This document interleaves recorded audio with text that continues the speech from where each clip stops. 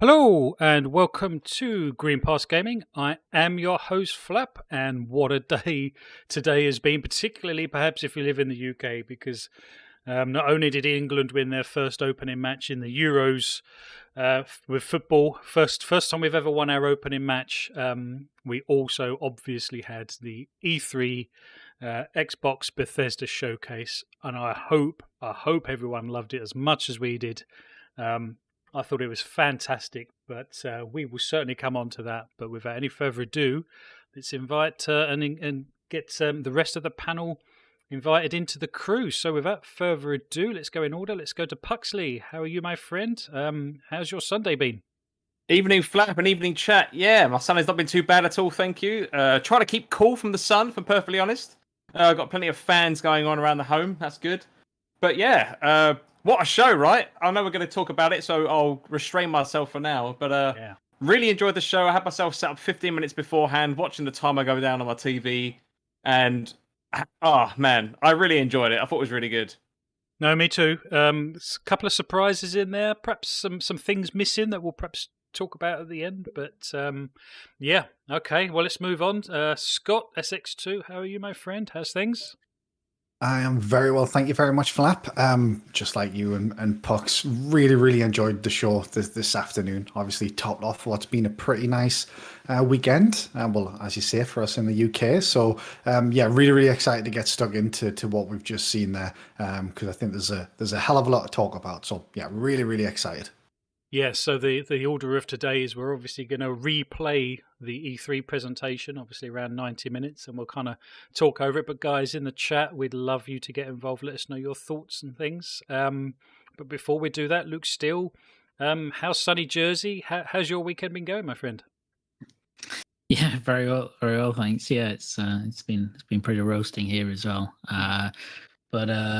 Yeah, no, great weekend so far. We've still got E3 things to come as well, which is cool. So it's not just the end of the road for that.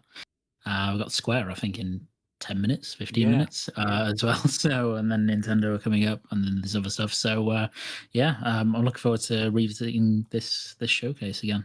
As well. Fantastic. Well, we're going to get down to it any second now, but before I do, I just want to acknowledge the chat, guys. Thank you for being here. I know virtually every Xbox and podcaster are out there doing their thing, and I'm so pleased that you guys are with us, be it live or be it on catch up. Thank you for being with us. But yeah, what I will need some help with, chat, though, is just let us know if the levels are okay, because I can't actually can't tell that from OBS. But are we all ready? Should we get into this? Oh man, yeah, let's do it. Let's do this.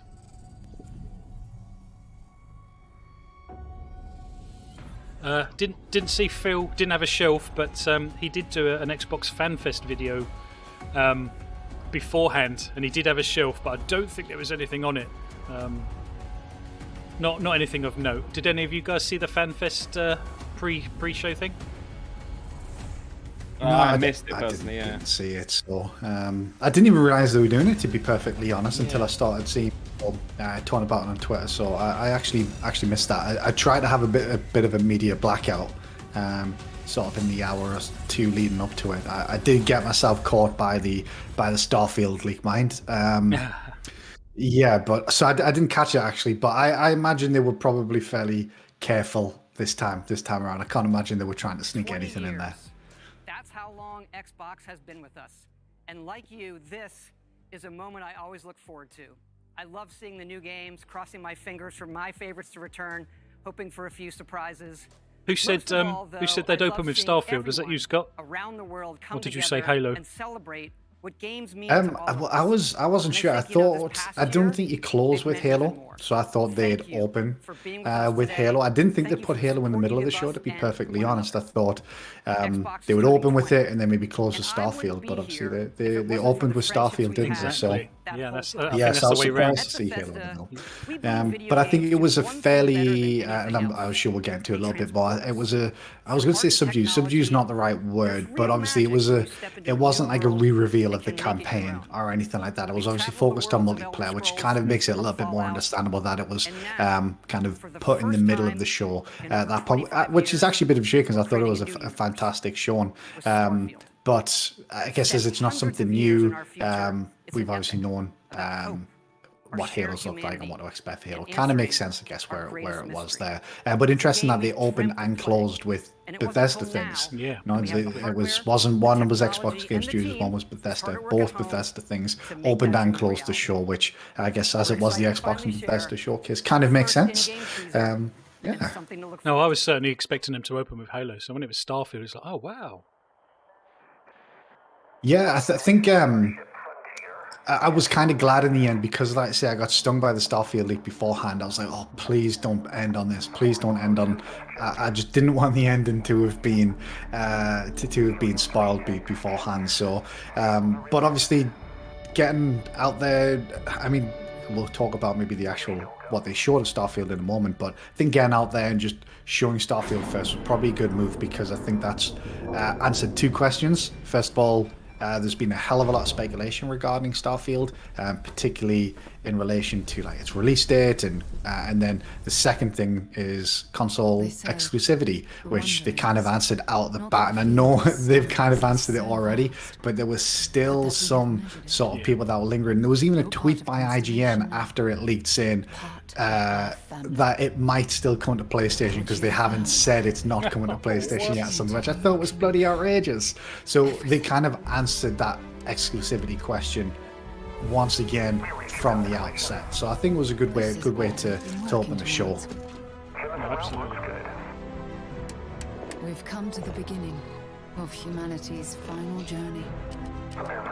So as I was watching this trailer, I knew they said it was a teaser, but I thought, would they show us like the slightest glimpse of any gameplay? But we didn't get. I mean, that was just me almost wishful thinking. But I know we didn't see it. But even so, like the teaser's great, right? It just kind of. Yeah, I got I don't know, like AAA No Man's Sky vibes just watching this. If you get what I mean. Yeah.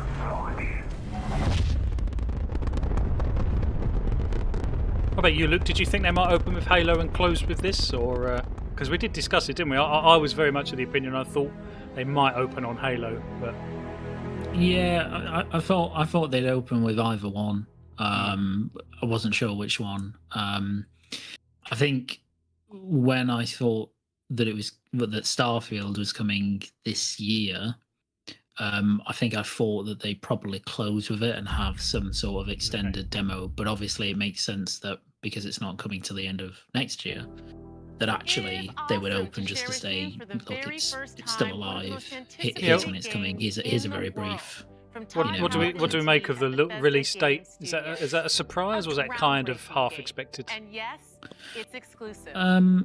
Yeah, I don't think it's that surprising, really. I mean, it's clearly very ambitious as a title, and you know, they've probably had to reboot it maybe once before, or at least change it. And you know, there are a lot of rumors that it's been in dev for a long time, they're just polishing it, but they were never substantial rumors at all. They were just people just speculating. So it doesn't surprise me too much that it's actually a lot further out. And to be honest, I think Bethesda Game Studios, BGS, really need a win, as in they need their next big game, i.e. Starfield, to be a really, really good game and a return to form. So they take as much time as they need for it, I think. Yeah, I thought the teaser looks, I mean, so brief, but it looks nice. It doesn't really tell us any. I mean, there's also a 2-minute vid doc actually that was released that gives a bit more information about the game, and they do say that it's, you know, the next big RPG, it's what you'd expect, but kind of bigger scope. There's some artwork that's really lovely, and that little teaser looks like a big step up visually for a BGS game as well. So I wouldn't say it looks like something that's, you know, oh wow, that's clearly next gen, but it does look very nice. So yeah. Do you think, Luke, there's maybe an element of obviously Bethesda have this jank and Bethesda, kind of two things that often go together. Do you think maybe there's an element, now that they've been purchased by Microsoft, where maybe an independent Bethesda, this game might have came out a little bit sooner? Obviously these any developer or publisher, regardless of size, needs to get games out to bring money in. Do you think maybe there's an element following the acquisition where maybe they've been able to take a little bit more time to polish because they've got that sort of almost financial security now that they've been purchased by Microsoft, and that's why it's maybe a little bit further out than maybe people were initially expecting? Yeah, I think that's definitely plausible. I think that, before they may have wanted to rush this to a particular launch to get it out, they need to get money. Obviously, they don't need to worry about that really anymore. So I think certainly they may have looked at it and gone, well, we were going to launch at X time, but actually, there's no need for us to do that anymore. Why rush? There's no pressure. So let's push it back and get some more polish and expand it, and a bit like what they've done for Psychonauts 2, right? Where they've gone back in and upgraded it. Really, they've added extra stuff because they've got the capability to do it, and I think that's only going to benefit the game ultimately, isn't it? Yeah. What did we make of Stalker 2? I thought this looked terrific visually. Yeah, didn't it? If it's properly I know it's clearly being played, but if it's properly representative of what the game will look like when it comes out, I think for it to be 4K 60, clearly has ray trace reflections. Yeah. At least I don't know if it's got GI or anything like that, but it looks phenomenal. Yeah, it said 4K with ray tracing on consoles, so it's going to be interesting. Yeah. I think this is maybe another title that's going to be interesting to see how it looks on Series S. Because obviously anything that was shown, because I believe Stalker 2 is only on Series X and S, isn't it? Yes. Yeah, yes. Which actually I thought was an interesting theme throughout the show, where there was a lot of Series X and S exclusive games, particularly considering very recently we've been speaking a lot about PlayStation's approach recently, and how it does seem to have flipped, because this game's out April of next year. So as early as 2022, essentially, we're going to be getting these series exclusive games, and there was a lot of them announced today. Obviously, the ones coming later this year are largely cross-gen, but 2022 seems to be when it sort of goes fully exclusive. But I thought this game looked incredible. Yeah, it looks really, really nice. Also, a thing that really took me by surprise, which looks very good on this, is actually the facial animation and face work in general. It's really, really high quality. So that was kind of if you go and look at a similar game like Metro, for example, everything looks spectacular, but the faces don't, the rigging that's going on there doesn't blow you away. It kind of looks a bit dated compared to the rest of the game, whereas this looked, I thought they looked really, really, really nice. Indy raised a good point. It was quite strange to see a release date for Starfield, but not one for Halo Infinite. Yeah, I honestly don't think Starfield's coming out next year, if I'm being completely honest. Okay, you think that's a bit of a pipe dream? I think it's bonkers that they've announced not just the period, not just 2022, not just holiday 2022, but specifically November 11th. So there's two things. Either, I don't necessarily think it's a pipe dream, but they obviously must have confidence to give that sort of date so far out. You've got Halo Infinite. If you look on the PlayStation side, you've got Horizon, both games that are, I guess, Sony and Microsoft's big fall games of this year. And PlayStation aren't confident for this year. Microsoft aren't confident enough to give a date, and a specific date. Perhaps it's more complete than we realised, and they really wanted to go for the 11th anniversary of Skyrim. I don't know, because Skyrim came out 11/11/11, I believe. So, I don't know, makes you wonder. Yeah, very, very possible. Bullman Gamer in the chat just said that I think Halo is going to be delayed to spring 2022. Oh, don't say that. How very dare you. Don't you say that, Bullman Gamer. I find that hard to believe personally. I'd like to think that if they don't hit their holiday season, I think the hype might eventually just wane a bit, if that makes sense.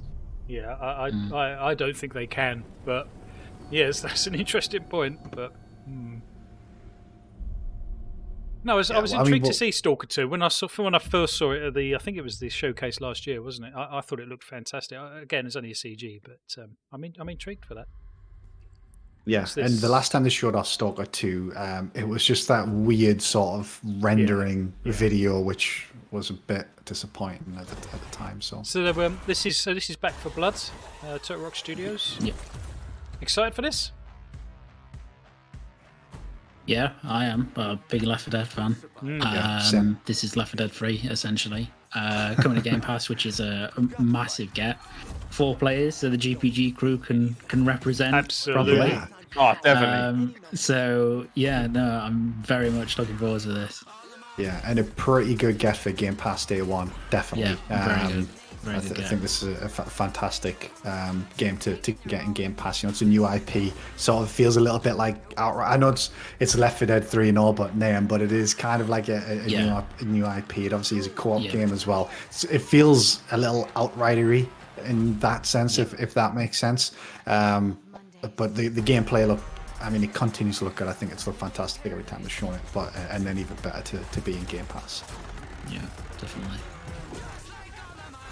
Full Man Gamer says GPG Crew versus the community. I think that's Absolutely. definitely something that could be arranged. Actually, that was part of the announcement, wasn't it? I don't think we had known about the PvP mode until this trailer. So. Yeah, and then that's Joe Bailey said, I like the showing. You got to remember that this was 27 games coming in 2021 and 2022 to Game Pass. And yeah, that's pretty phenomenal. That's pretty phenomenal. Yeah. And we said at the top of the show, Flap, that's kind of one of the most the part of the excitement from this show as well. We didn't see, if that makes sense, and I'm sure we'll come on to it at the end, but yeah, it was such a good showing, and yet we know there's so much more to come, so much more from the first party to come, and it's weird, but kind of I'm already looking forward to E3 next year already because of how much wasn't there, and that's not a negative against the show, because like I said, I said it in my tweets straight after. I think this is possibly Xbox's best E3 conference, at least in my memory. I agree. And as it stands at the moment, obviously I'm still on the come down from it, but because of what wasn't there, that it kind of shows you just how good hopefully next year's conference is going to be when they show off games like Fable really and stuff. looking forward to catching up with the 4K VODs on this, because some of it looked really blocky. There was a section in Horizon 5 that looked so blocky. It's like, I just want to see this in its pristine glory. Specifically when he talked about God Rays as well, and then for me it was, as you say, just a blocky stream. Like, I can't see it properly. Exactly. This is Contraband. I'd not heard of this. Apparently it's a co-op open world game. I believe this is Typhoon, if you saw the rumours flat beforehand by the likes of Jez Corden. Oh, I see. That's what this is. This is Typhoon, essentially. Okay. Yeah. Avalanche Studios. Game Pass day one. Yeah. I think this is maybe there was a significant increase in the amount of gameplay in the show, but obviously this is one of the ones where it's like, cool, we're getting a new exclusive game. Yeah. But I don't really know what else is there, to be honest. It kind of feels like it might be a bit of a Far Cry type game. I don't really know. I'd add as well, by the way, for most of the games on this, that I was even more surprised that not only is it all coming to Game Pass, but for the most part it said Windows PC and cloud, Xbox Cloud as well. Sorry. We'll come on to it probably in a moment, but I don't know if you noticed, Pugs, but it even said Xbox Cloud Gaming for Age of Empires 4. Which I was a little console surprised. Either, it's not coming to console, but specifically, Phil Spencer has spoken about bringing PC games to I guess Xbox Cloud Gaming. As it kind of almost felt like they'd rebranded it a little bit today, but someone on Twitter said they've been using it for a while. It's the first time I've seen them use that personally that I can remember. So so that's interesting, because that'll hopefully mean I'll be able to play Age of Empires 4 on my little shitty laptop, because otherwise I'm not going to be playing, Oh man, I have to talk about this game. I fell in love with this game when I first jumped on my PC 2019. This is one of the first games I downloaded, and seeing like a Disney collaboration with Sea of Thieves with Jack Sparrow, and it looks like, originally I thought, is it just like an extra character, maybe an extra location? But as it's going on, it's like, holy cow, this is actually like a proper new campaign. Like, yeah, absolutely, it looks incredible. And to be honest, now we've seen it, it seems so obvious, doesn't it? But I'd never thought about it before. Well, it's weird, isn't it? Yeah, sorry, no, go on, Scott. No, you go, Pugs. That's what I was going to say. it just seems weird how this game started off as what I kind of, in hindsight, look back and think are probably a bit of an open world social experiment, and to see how the game's been so well catered for over the years, especially with the introduction of seasons, I believe earlier this year. So now having this, like, it just goes to show how big this game is and how much people enjoy it.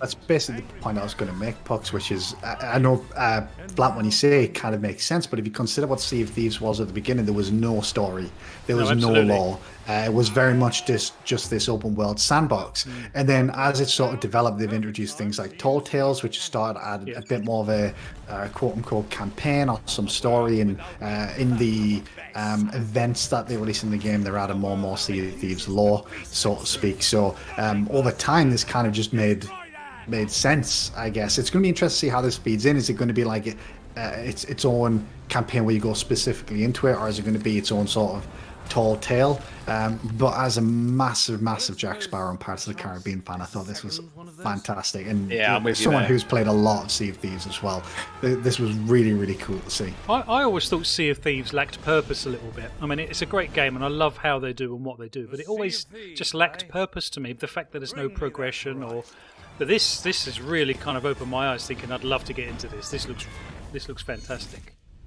Yeah, like I say, they've sort of introduced more story elements. Flap. Obviously, they haven't introduced any sort of progression in terms of like upgrades or stats and things like that. But they have introduced quite what I believe now. I've not actually done a lot of it. Is quite a lengthy sort of story campaign that still exists within the open world sort of PvP areas. So that's why I'm interested sort of how this fits in, because this looks to be an entirely new set and an entirely new map. It's got new ships, so I'm curious if this exists within the existing world or if it's sort of a separate world. And it's coming very soon. Yeah, just later this month, isn't it? June 22nd, yeah. That's like next week. Yakuza Like a Dragon, available Game Pass today, I believe, unless I misread that. Is that correct? It did say today, I believe, but it says it at the end. Who's going to be downloading that? I actually quite like the look of this one. Yeah, I was delighted. I was actually going to buy it about 2 weeks ago and decided against it because I was playing other stuff. Oh, you know what? We had this conversation about Hades, didn't we? Do you remember? About me not buying it, waiting for it to come into Game Pass. Yeah. So I'm delighted. So I'll definitely be picking it up. Yeah, I've never quite clicked with the Yakuza games because of the combat. And obviously this one being a turn-based RPG is more up my street. And just looking at this trailer now, I know we're a little bit behind what I can, or the video's a little bit behind from us at the moment, but it just looks bloody bonkers. And I've always really wanted to like the Yakuza games, but the combat just didn't really do anything for us. But this one just seemed like a lock for Game Pass at some point since day one. Essentially, every other Yakuza game was already in Game Pass, so I've been holding off specifically because this was kind of expected, to be honest.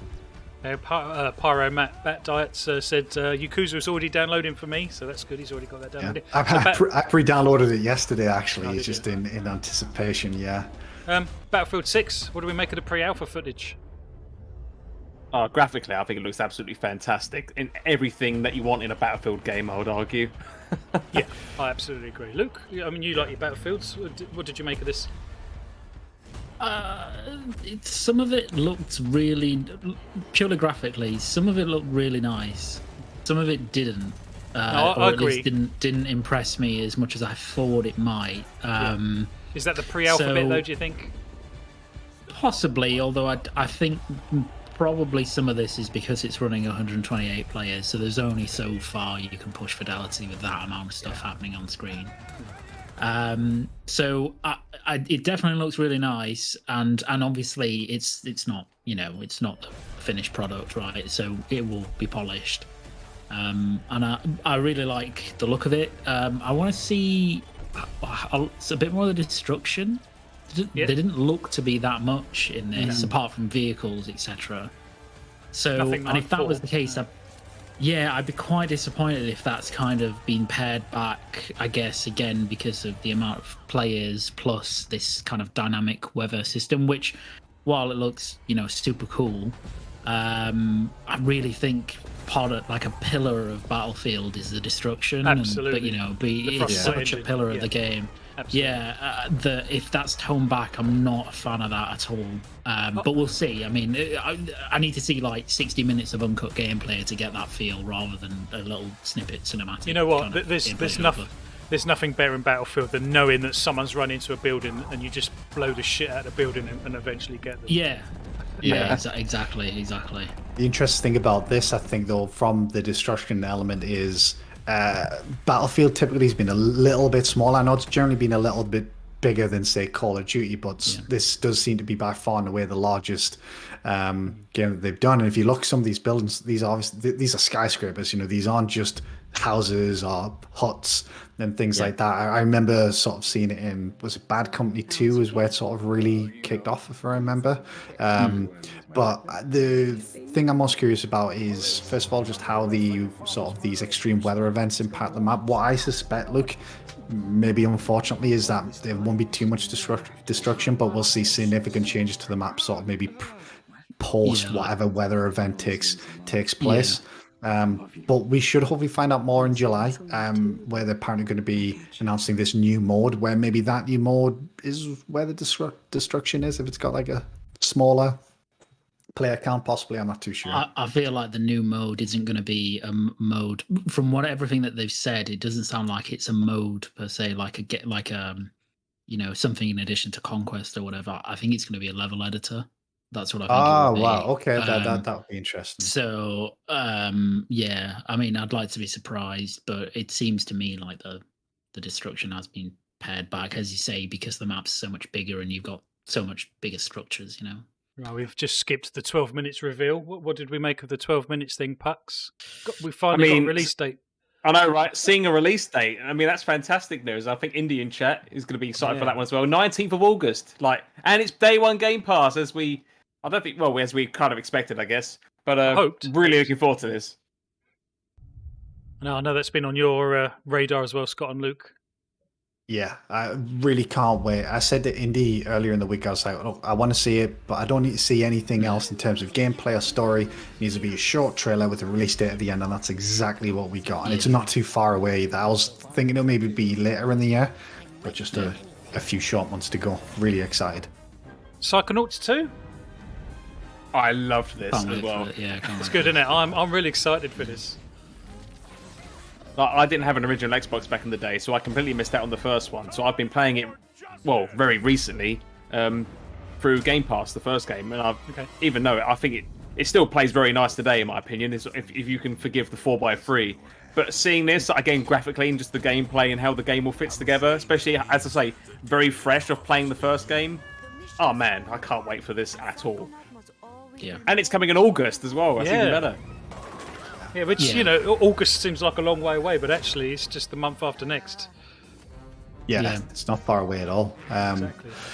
Maybe just to quickly pause it there, Flab. I know we're obviously talking Xbox, but just in case people are interested, Square have just revealed their Guardians of the Galaxy game. Yes. Boardman Gamers just announced that it's coming this year, isn't it? That is, I'm not too sure. I'm kind of watching that show without sound in the background while we're chatting as well, because I'm curious to see what surprises Square might bring. Yeah. So,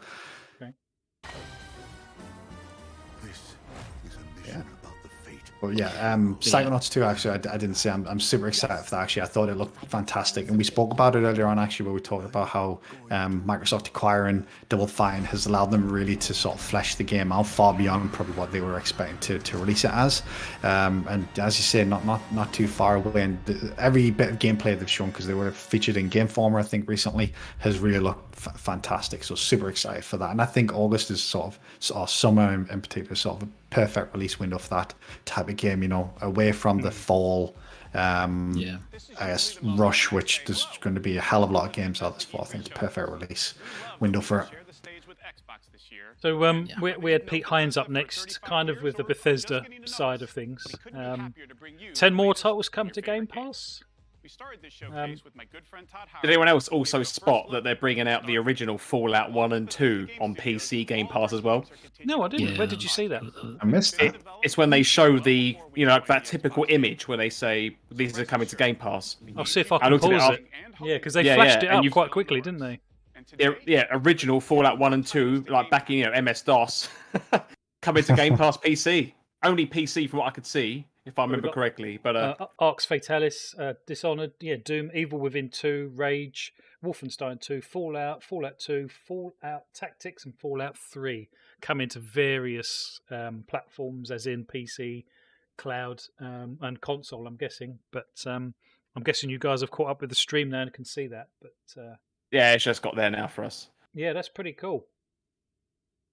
I read recently, apparently a lot of people have been wondering where Fallout 3 is, which I can understand, but It's I right there. kind of have the thing in my mind, are people really wanting to play Fallout 3? I like Yeah. right Fallout now? 3. I I like I think it loved was it, but- because Fallout 3 and Evil Within 2 were kind of like fairly obvious omissions when they first announced sort of that big push of Bethesda games come to Game Pass. But if I remember correctly, I believe it's because those games were in PlayStation Plus. Oh, sorry, PlayStation Now at the time. So it's likely there was some sort of timed agreement for those games to stay on PlayStation Now for a certain period of time, and then finally those agreements have probably expired, which has allowed them to bring them across. So I think that's what it is. Obviously, it's not being confirmed, but that would kind of make sense. Yeah. Are you going to give Doom Eternal a go with the Series S and X optimization on June the 29th? Yeah, definitely. I've been holding off to play Doom Eternal actually until that came out, and it's going to be 4K with ray tracing 60. I think they said, if I remember correctly, which it's going to look bonkers. I remember watching Luke's video footage for Doom Eternal's DLC fairly recently on one of our most recent shows, and that game looks ridiculous. So yeah, super excited to finally get around to checking that out. Didn't the guy also say something about if you already owned Doom Eternal, there was like some extra that you got or something? Or am I misremembering this? I don't remember hearing that. I must be misremembering. I'm sure he said something about if you owned the game, then some extra thing would happen, but I might have heard it wrong. Was he not just referring to the optimization patch? I think for he might Series have been, X yeah. and S? Oh, Might yeah, be- that makes might more be in sense. that. must stand united. The super mutant threat takes priority. They're still pushing it Fallout 76, aren't they, Luke? Still going for the cash grab, aren't they? For me. Yeah.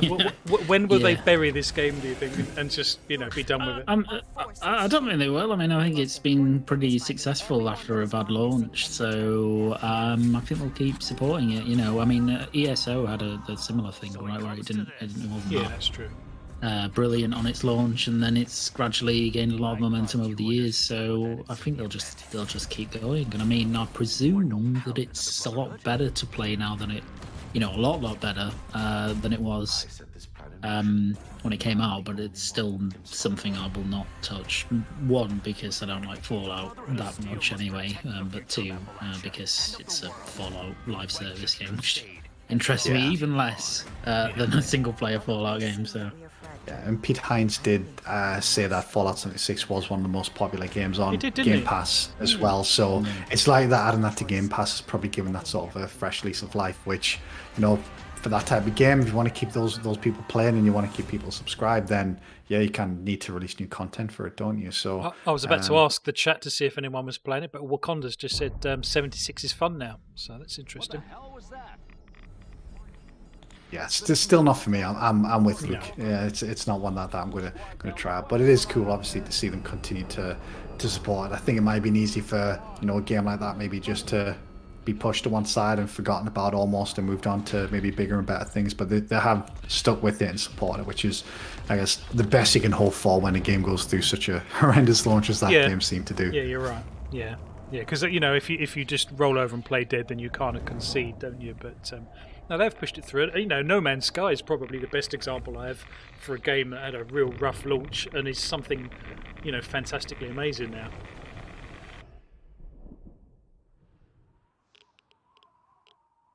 So this is the Expeditions, the Pit.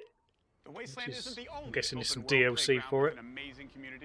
The Elder Scrolls Online from ZeniMax Online Studios has now surpassed 80 Yeah, because they announced 2 updates essentially, didn't they? Sort of Yeah. one that was coming just this month, and then another one that I think was maybe next year that was coming. So it shows that they still got sort of a roadmap more than a year out at this absolutely. point. So Oh, yeah. so Steel Rain's coming July the 7th this year, but yeah, Expeditions, The Pit's coming next year, so quite a long roadmap for it. This Tuesday, the game will deliver a true native So experience. yeah, Elder Scrolls optimized Online for the getting Series Series S and X X and S. optimizations coming this Tuesday, I believe. And that's some extra DLC, isn't it? Yeah, there we go. Blackwood, is it? I've put quite a few hours into this. I mean, obviously, like Elder Scrolls, as I said the other day, I've got some of the DLC for this. I think Fugly's a big fan. Portman Gamer says he's an ESO player. It's one of those Anyone on games the where I look at it now and I think, like, I know I would like it, but it's such a time sink. And with so many other games coming out that I know I want to play, I just can't even begin to dedicate myself to it, unfortunately. Yeah, I'm the same, Pox. I played a lot of it at launch, but essentially these days, and MMOs unfortunately are out of the picture. As good as anyone might be, I don't think I've really got the time, unfortunately, to invest in them. I was a massive World of Warcraft player when I was a lot younger and had a lot more time than I do now. So I think regardless of how good it is, and like I say, I do think it looks pretty good, and I did enjoy what I played when it first launched. MMOs just aren't for me, I'm afraid. I wish they were, but not for me anymore. Yeah, I think I'm with you there, unfortunately. Yeah, it's how life works, isn't it, Pucks? Oh, You get older, you enjoy these games married. more, but then everything else just sucks up the time, doesn't it? Yeah, mate? exactly. Well, it sucks adulting, I have to say, but So I can imagine this is going to be top of Luke's list. I can see him craving for this. Console launch exclusive Party Animals coming in 2022.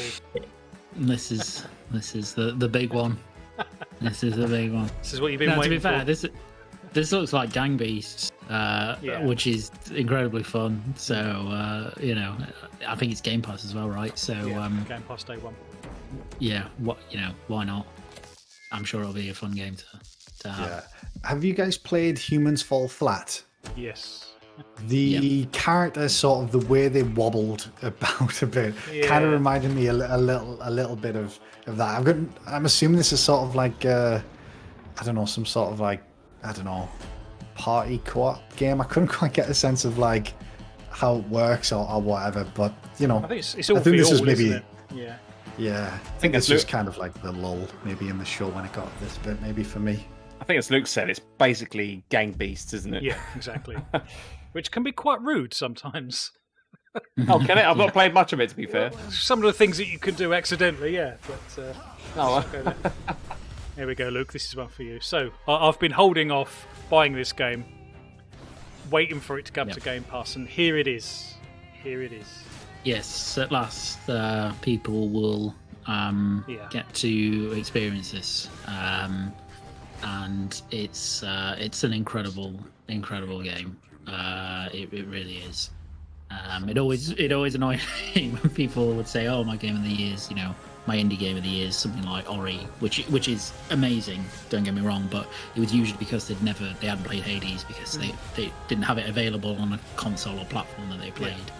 No, that's fair enough. Because this is really, really, really, really good. And it's coming to Game Pass, which is even better. So everybody can experience how good it is. I can't wait for this as well. I do actually own this on the Epic Games Store, but I just can't play it. I bought it because I think I got like a code that I could use, like a £10 code for a £15 spend or something. I thought, you know what it is, I'm going to buy Hades just in case I get a PC that's capable of playing it, but obviously haven't quite got around to that. So really excited to play this on Xbox. The only problem is that it comes out August 13th, and 12 minutes is a week later, and Psychonauts 2 is a week after that. So it's a good problem to have. It's a very great problem to have. It could be worse. So this is Somerville. I know Indy's been mentioning this as well. It's been on his radar. What do we make of Somerville? Yeah, this has been on my radar ever since it was announced with just a name. So to give some background for this, because I think most people will at least artistically recognize this straight away, and there's a reason for that. This is by a studio called Jump Ship, and obviously it looks very much like Playdead's game, so Inside, Limbo. And the reason for that is because Playdead years ago now had a very public, large falling out at the top between Dino Patti and the other founder of Playdead. I can't remember his name. Yeah, I remember this. Dino Patti left, and he set up Jump Ship. So this is essentially a Playdead game in all but name, and it's Dino Patti's first game outside of Playdead, and so that's why it looks like this, and it just looks absolutely fantastic. I mean, it's just like Playdead's games are just incredible, and if you can continue that feel in this, which I think clearly they can, it's going to be terrific. So up next, Scott, Bonnie Ross, Joseph Staten. Yes. So, any Luke, big shocks in what they revealed? Probably not. I don't think necessarily any big shocks, because it was very multiplayer focused. There was a brief campaign overview where they kind of showed what, in my opinion, based on what I saw, certainly looked improved. How improved, obviously, it remains to be seen. The most interesting part, I think, from that, which for people who are familiar with the Halo story, was the introduction of a new AI who seemingly is called the Weapon.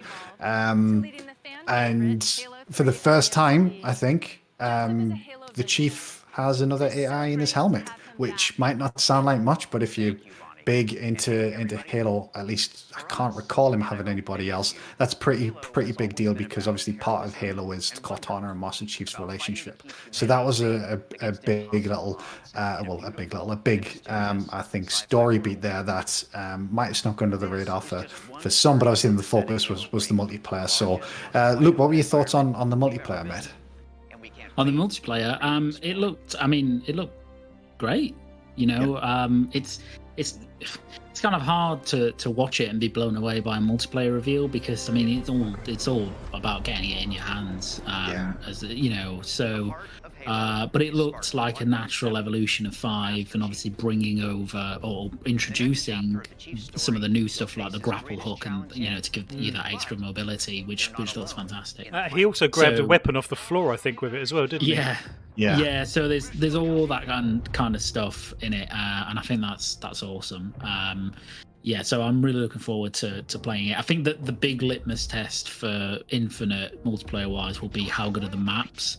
343 have not been good with multiplayer maps at all. They've not introduced any classic maps or ones that you could definitively say, you know, belong within the pantheon of great Halo maps. So that will be, I think, for me, it kind of lives or dies by that. But it looked really nice. And then the brief single player teaser definitely looked improved. It was definitely a step up.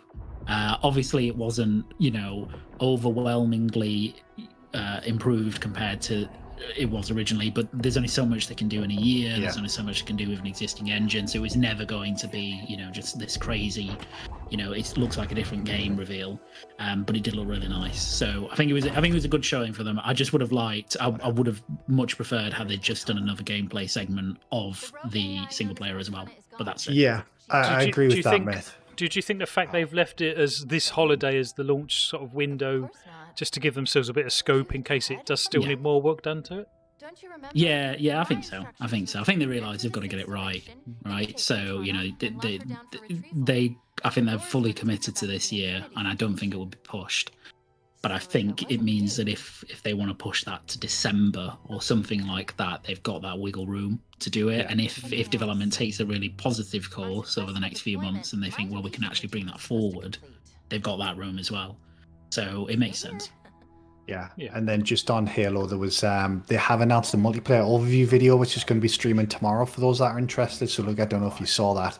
And then I don't know if they actually mentioned it in the video. I don't recall, but I saw it mentioned afterwards. They did confirm there was going to be a multiplayer beta this summer, although they didn't confirm an actual date for it as well. So I'm really looking forward to trying that out actually. So yeah, Halo's my most anticipated game still at this moment in time, and I thought the multiplayer. I agree with you when you say obviously there's only so much you can do with sort of a multiplayer trailer, but it just sort of reaffirmed my excitement for that game, particularly the multiplayer, because I thought it looked great. I thought the little nuggets that we got, like you mentioned, the grappling hook, picking up a weapon, and things like that looked fantastic. They looked very much Halo, which is exactly what I want. So I'm super excited to play this. Definitely my most anticipated game of this year still. Yeah, it looks really nice. That looks cool. I also found it interesting how they declared the multiplayer like separately. That they have the thumbnail coming up in a minute where they say Halo multiplayer, and then next to it Halo Epic Campaign. So I'm wondering if it's going to be like the Call of Duty affair where you have maybe like a main menu to kind of navigate everything between, but actually they're two big separate downloads. If that makes sense. Yeah, it makes sense. There's probably a really good chance of that, Pucks. You might have like two entirely different downloads. Like not even just. I imagine you'd be able to flip between them from the menus, but maybe not the best example. Something like Crackdown 3 that literally had two different games. Yes. One for the single player, one for the multiplayer. Which it was interesting how they phrased it, but I think for what they're likely going to want to do with the fact that it's free to play, but obviously the campaign isn't. I think that kind of makes sense.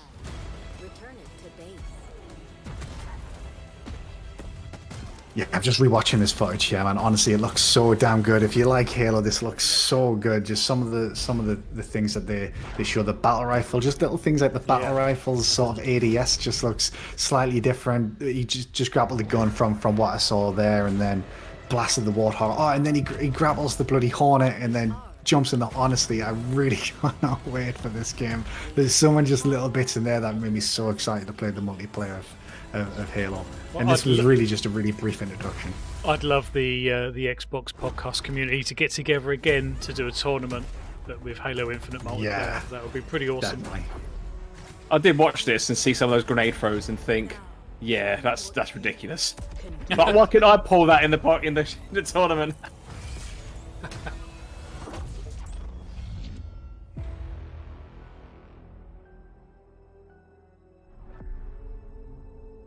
Yeah, they are treating them as very separate things. I guess, technically because one is a paid-for game and the other one's free to play. They are separate things, in that kind of regard, I guess. Yeah, we kind of got a little hint at some of the maybe what the microtransactions are maybe going to be like in the game. I know people probably won't like the sound of that, but we saw someone do a spray on the wall, which is something that hasn't been in previous Halo games. It's now in pretty much every game now. So it's like it's going to be cosmetic only. It's got to be for Halo, but that gives you a sign of maybe some of the new things that they're going to be introducing to try and monetize the game, especially with it being free to play. So yeah. So this is Diablo 2. I can't wait for this. I was very surprised to see this even turn up here. Because is it Game Pass? No. It's not, is it? Yeah. No. Yeah. So I was watching it with my partner, and she was like, "Ooh, Game Pass," and I was like, "No, it's not. It's Blizzard. It's not going to be on Game Pass." Yeah. So yeah, I mean, I can't wait for it. It just looks fantastic. I love Diablo so much. An 8-player co-op as well. Like, damn. Yeah, awesome stuff. Yeah. So yeah, I would highly suggest if you've not played a Diablo game that you probably start with this one. So Luke, I've not played Diablo 2, but I did put a fair few hours into Diablo 3. Yeah. And one of the things I'm wondering is, because this is essentially it's the original game with a pretty layer on top, isn't it? Because it's got the Halo CE effect where you can switch between the two modes, which I think is cool as hell. For someone who's only played Diablo 3, do you think that Diablo 2 is still going to do it for me? Is there going to be things like quality of life stuff that was introduced in Diablo 3 that someone who's not familiar with the original game might find a little bit jarring? No, I think the good thing about Diablo as a series in general is that the fundamental gameplay feels good to this day. So if you go back and you actually play the original Diablo 2, not the remaster obviously, but the original early 2000s, then it still feels great now. I suspect they will have quality of life improvements on top of that, because obviously they need to in some respects, right? They're not, and I think it's Vicarious Visions doing it. I'm sure I saw a blog post where they talked about some of them. Some of the changes they're doing purely on QoS to make sure that it doesn't feel too archaic in some of the other elements other than the gameplay, right? But I mean, just as a game, it's a far superior experience to Diablo 3, which I really loved, by the way. Oh, okay, interesting. It's brilliant. The only thing it doesn't have and won't have is obviously Diablo 3 had the rifts at the end and the kind of end game stuff. Diablo 2 doesn't have that. It didn't have that back in the day. The end game, as it were, was you go back and you play it again as a different class. Yeah. So, but it'd be brilliant. You should absolutely pick it up. That's really reassuring, man. I'll probably pick it up. I probably wouldn't have picked it up if you hadn't just said that, to be fair. Because I say, love Diablo 3. So Diablo 2 is better than count me in, mate. Definitely.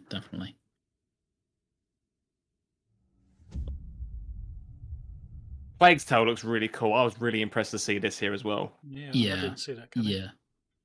Yeah. Love the first game.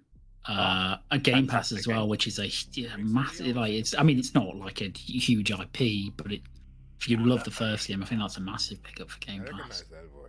Let me ask you a question. When I am dead and Yara is burning, what exactly is your plan? Hold hands. Say next up, it's more Far Cry 6, isn't it? If I remember correctly. Yeah. It was displayed as being 4K 60 running on the Series X. I still don't understand why this didn't show at Ubisoft yesterday.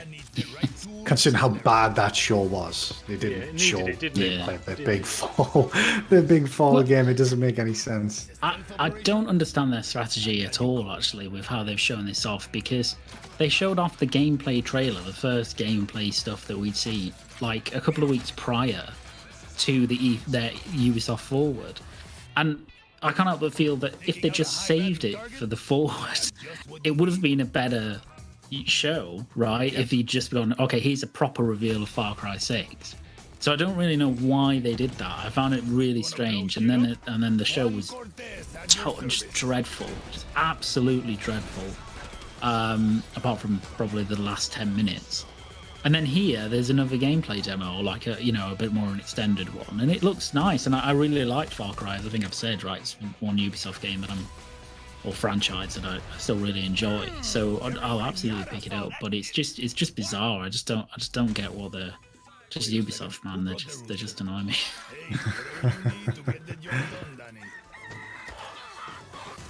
Yeah, it was a strange one to include. Similar to obviously EA, they had their reveal for Battlefield, and then they're just like tune in Xbox. And I think it's obvious, maybe, maybe not so obvious, but I suspect Microsoft have got the marketing rights, and as part of that, they were like, look, we want the gameplay reveal for our E3 show, and that's what it's come down to. But yeah, it just seems at the detriment of your own show in Ubisoft's case, because obviously EA can still show more Battlefield in July when they've got the EA Play, but at the detriment of your own show, seems quite bizarre when they had very little to show in the first place. Yeah, totally agreed. So we had a couple of indies pop up. Monami Park Studios, Slime Rancher. Yeah, I played the first one of this. It's actually really fun. I don't know if anybody else has played it before. Yeah, I played a bit of the first one as well, and my immediate surprise for this one was just how more colourful it is compared to the first one. It's much more vibrant. Yeah, it is. It's kind of a kaleidoscope art style. That's the only way I can describe this. It's like, because as you say, the first one was very colourful anyway, but this one's kind of taking it to new levels. Yeah, I didn't play the original myself, but the one thing that maybe caught my eye from this is maybe just it starts to introduce sort of an element of variety to sort of Game Pass. I know the first one's already in Game Pass, but I think overall, kind of over the show, there was a decent variety of games and genres that they showed off, and this sort of added to that. I still don't get what's going on. I mean, it does just kind of looks like a first person, almost Luigi's Mansion with slime rather than ghosts. But yeah, it looks interesting. I don't even know how to begin to properly describe the game. It's quite bizarre. I wouldn't even bother, mate. The video just looks bizarre. It's itself. I mean, some slimes he was kind of sucking up, some slimes he was blowing up. So I'm guessing there's good and bad slimes. I suppose I want to call it like a farming sim, but with extra FPS elements. But even that doesn't even begin to really describe how wacky it is. Yeah. But the next game that they showed, because they had a little bit of a couple of indie games back to back here, didn't they? So they started with this, and then I think next up was Shredders. I love snowboarding games. Yeah, it's just a game I'm super looking forward to. I don't know if you guys are big fans of Amped on the original Xbox. Obviously, before that, 1080 snowboarding, I think it was on 64, that one, and then SSX. Yeah, I'm more of an SSX guy. Yeah, but Amped was such a good game as part of like the XSN, I think it was the Xbox Sports Network back on the original Xbox, and this does seem to remind me a lot of this. Obviously, it's been a long time since Amped was out, so I was really excited to see. This has gone completely off my radar because I thought it would show up at the ID at Xbox show earlier this year, and when it didn't, I thought maybe it's just going to be put on the back burner for a bit. So I was really pleasantly surprised to see it at this show, and it looks. It really does look fantastic if you like snowboarding games.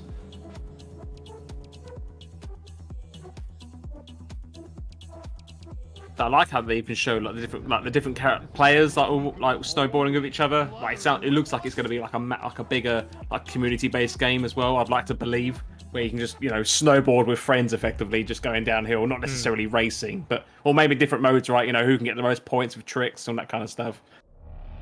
Now, this next one caught me out. Atomic Heart.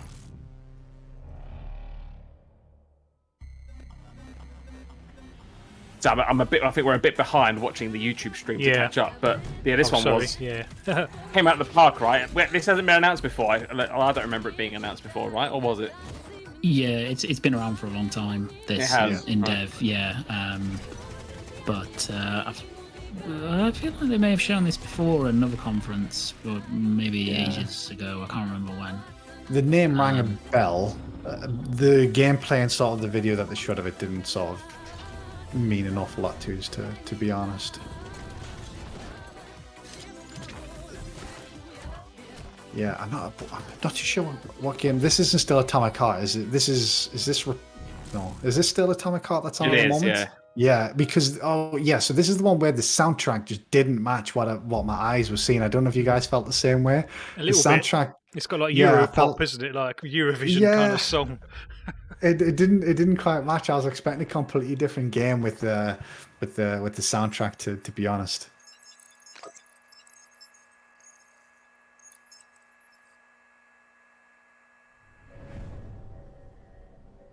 I think it looks interesting enough, and obviously another one of the games coming to Game Pass. So it's kind of one of those things where it's like, even if you're unsure or even if you're not too sure what you get yourself into, you can just jump in, try it out yourself, and make your mind up by playing it.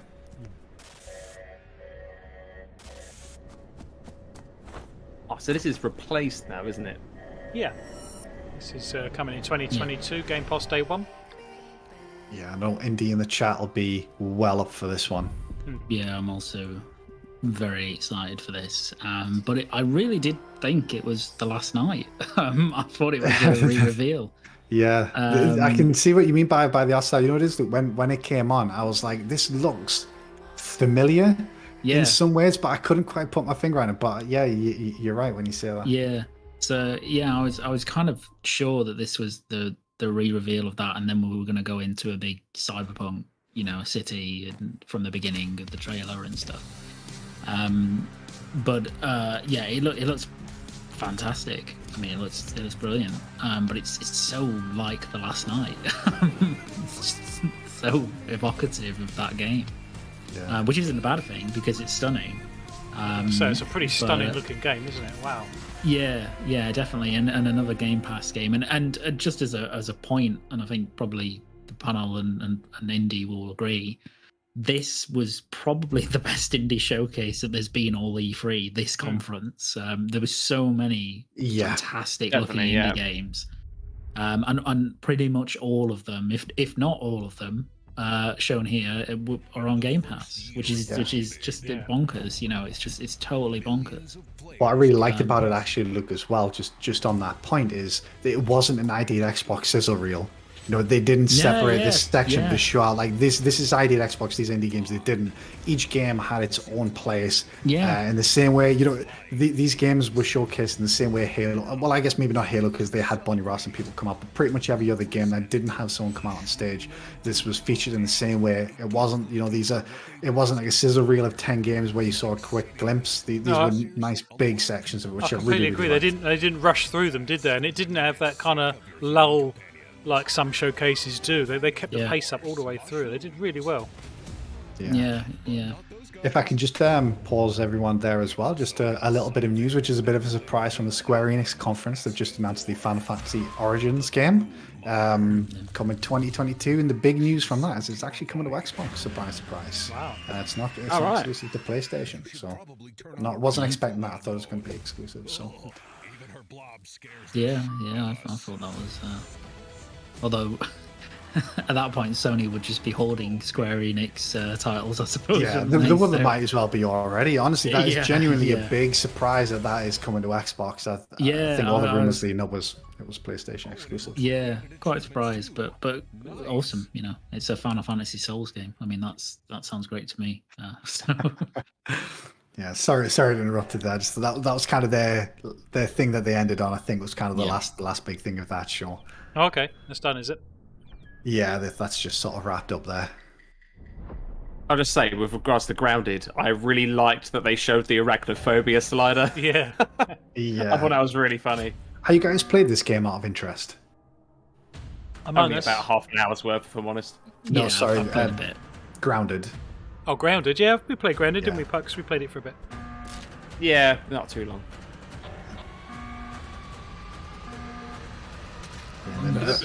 So the big reveal here was the fact that it's now got bigger player lobbies, hasn't it? Because it's already on Game Pass. And I know it's on PC. Is it on console already now as well? No, I don't think it is. No. That's the weird thing. So they announced this new update coming June 15th. And I know it's already on PC, and it is on PC Game Pass as well, just for the record. But they didn't announce an Xbox release date yet, which I thought was a bit strange. So it's like, our new update's coming June 15th, but who knows when it's coming to Xbox. I thought that was a little strange, but this is a game that I've never played because you need sort of 10 people who you kind of know how to play, and I don't know that enough people to get sort of a group like that together playing the game, unfortunately.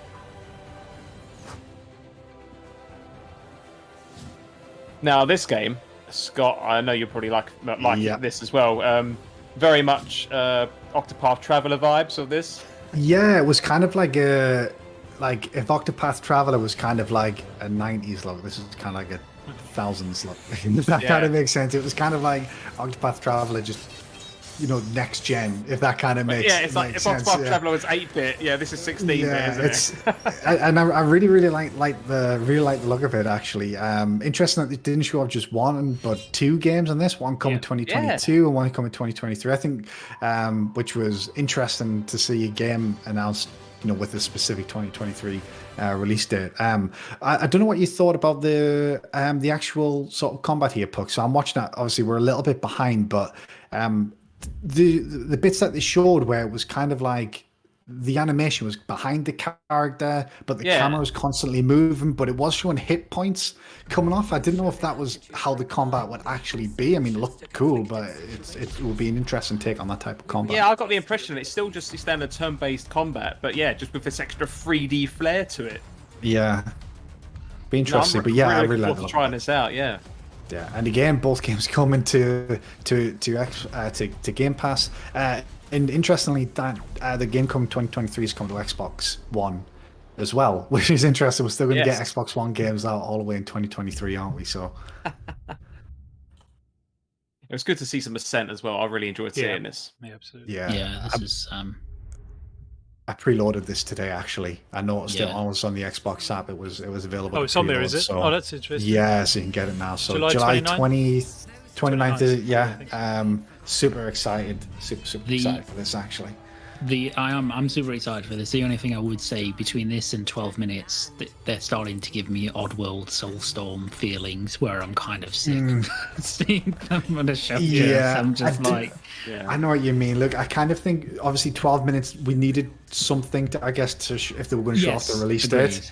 The Ascent, we kind of know everything we need to know now. So it was one of those ones where I think it was simply shown because they could say 27 and not 26. Yeah. You know, in terms of games coming to Game Pass. Yeah, I totally agree with that. Yeah, totally agree. And this is Age of Empires, which looks fantastic. Can't wait for this. So, partner and I were watching this, and she looked at this and went, "This looks like Age of Empires." And then obviously got to the end, like, "Oh, that's because it is."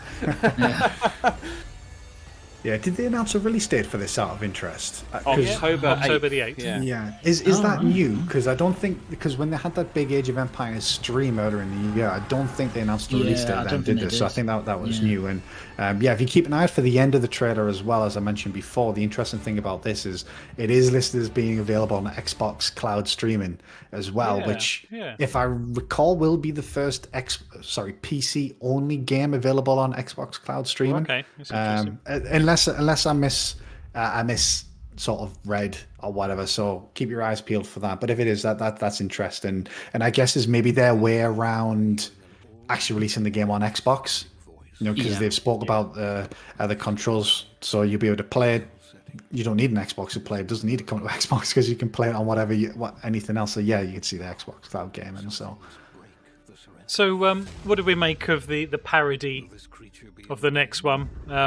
I thought this was absolutely fantastic. And it hit every single point of every trailer ever.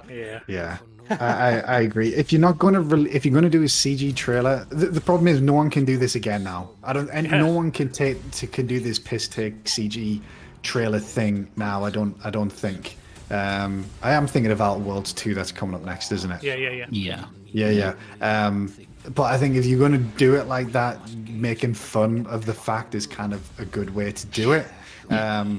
Obviously, that was kind of it. They didn't really show anything, not even a year, never mind a date. But yeah, it was really a really funny trailer actually. The voiceover work was great. It took me ages to work. In fact, it wasn't until the reveal at the end. It's like, oh right, when you saw that moon face, it's like, oh right. Exactly. I think I got it within like 5 seconds. Oh, did you? It was well done. Yeah, it was purely because as soon as the narration started, it sounded like the Grounded guy. And I was like, and I had a look instantly at the scenery, and I was like, oh, this must be Outer Worlds 2, like, because I just put them together. That it's probably Obsidian, it's probably the Outer Worlds. So, but I mean, I agree. In terms of the actual trailer, I just thought it was a really clever way of saying we've got literally nothing to show you, but here's a CG trailer that we're going to take the mick out of. I just thought that was really clever, and they get away with it when they do that, right? Because otherwise you'd be quite annoyed, I think. So I thought that was really clever, really clever. But like I said, I don't think anyone else can do that again now, though, because it's just you do an Outer Worlds thing. So it was a really clever way of introducing that game. And obviously, I guess the one thing that came from it was, Outer Worlds 1 was multi-platform. This is now exclusive and 2 Series X and S, which is no surprise considering it's so far out. Yeah. So here it is, finally. I love seeing this on Xbox Series X 4K footage. I have no idea what the frame rate is. Looks kind of smooth. Look, I think it's 30 from the trailer anyway. Looks pretty phenomenal, doesn't it? Yeah, that's great. But especially in hand with the latest information we got about how they managed to get the file size right down for, especially to have it on a console, right? Go down from like 200 gig to, 80 or something? Yeah, just more streaming, I guess. But, yeah. And I liked how they even, we're going to see it in very shortly, how they even showed the expansion as well. Yeah, Top Gun Maverick. That was really good. Oh, yeah. Yeah. So I mean, it looks phenomenal. which if you've played the game, this is genuinely what it looks like. I really like these segments where they show that you can also multiple players flying around together, like close combat, so to speak. I thought that was really cool to see. Yeah. And I'll be interested to see how they make it more accessible for console players as well. Because not everybody, well, I would say many people don't want to go into that game and actually experience the simulation. What they want to do is just get in a plane and fly and go to places, So, yeah. I think see their house. Yeah, see their house. That's the first thing I did on mine. It's weird, isn't it? Yeah, all the places in the world, and you want to see your own house. Yeah, exactly. Something you already know. Yeah, something that you probably know by photographic memory. Yeah. It's weird, isn't it? It's just that feeling, I guess, of just I live there, but it's in a game. Yeah, but that's the thing, isn't it? That's quite a rare. That's something that you can't really experience in any other game. In the same way that you can with something like Flight Sim. So I don't think I'll play it much, if I'm being honest. It'll be a game that I'll download definitely and play just to see how bonkers it looks, and then I probably won't play it anymore if I'm being honest. Especially, we've just spoke about that actually 12 minutes. The Ascent coming out around a similar time as well. I'm probably not going to have too much time, but I'm certainly looking forward to seeing just exactly how gorgeous it looks.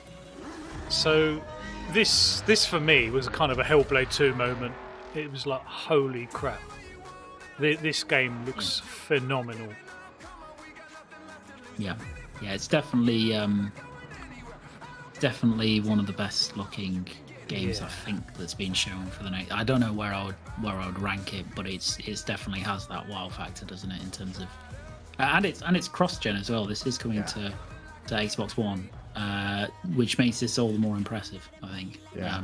So yeah, it's really good looking. I don't know about you, Scott. I mean, they spent a lot of time on this, and this was kind of their big thing. But the strange thing is, I was actually getting really excited for Fable at this point, thinking, "Wow, if they can make this game look like that, what the hell is Fable going to look like?" Yeah, and I think they're actually using the same engine for Fable as well. I believe the job listings have revealed. And yeah, I mean, this looked even on our sort of low bitrate 1080 stream. I'm not going to watch the whole show back in 4K, but this is one of the things I will go back and watch it back in 4K, because this looks, even just on that one stream, looked outrageously good. I couldn't believe how good it looked. The amount of detail they spoke about, like some of the shots where they were zoomed in on like some rock or some flowers, and genuinely I was like, oh, is this just footage of where they've been capturing it? And then it zoomed out a bit, and then a car with a plane name above it zoomed past. I thought it just looks ridiculous. Yeah, I actually managed to check the trailer for this out just prior to this stream. The 4K version, and yeah, it looks, especially on an OLED, it looks fantastic. And I think the thing that makes it look so good is not just the detail, and not just the draw distance, which is quite improved, but it's the density of everything in the world. Yeah. Like there's a lot going on. I think that's one of the things in next gen that we've seen that's kind of one of the big upward lifting visual factors, is a lot of these really spectacular, if you think about like Horizon Forbidden West and Ratchet and then other games as well, it's how dense the scene is at any one time. And I think that's the thing that's very impressive about this, is that everything looks really dense, whether it's in gameplay or not.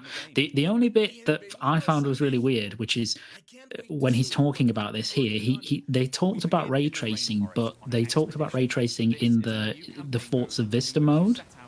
Oh, I never picked up on that. That's interesting. I didn't pick on that either, mate. Yeah, if you go back and watch it, when he mentions ray tracing, he says, "Oh, ray tracing in the Forza Vista mode."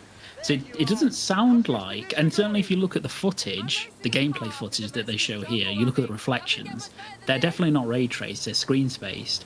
So it's weird to me. It's really strange that they would say, "Oh, we've got ray tracing," but it's only in that one mode where you look at the ins and outs of your car, which is spectacular, but it's not really that impressive as a result. Yeah. Like I just don't get it, I guess, is my where I'm coming down on it.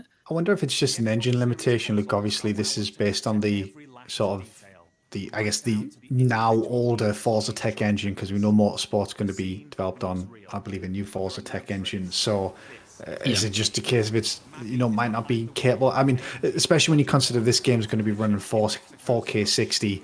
It's a massive open world with many players as well. I guess it's not too surprising from that perspective. Obviously, the photo mode is maybe a little easier for them to do it in, but I guess it is strange them sort of advertising maybe the game having ray tracing, but obviously I've never used that mode since the first Forza. I don't think, if I'm being honest, so no, and I agree. I think that it's still a cross-gen game, right? So you wouldn't I mean, reflections are one thing that you can bolt on to existing engines and stuff like that. It's probably the easiest thing to do actually in terms of ray tracing, apart from shadows.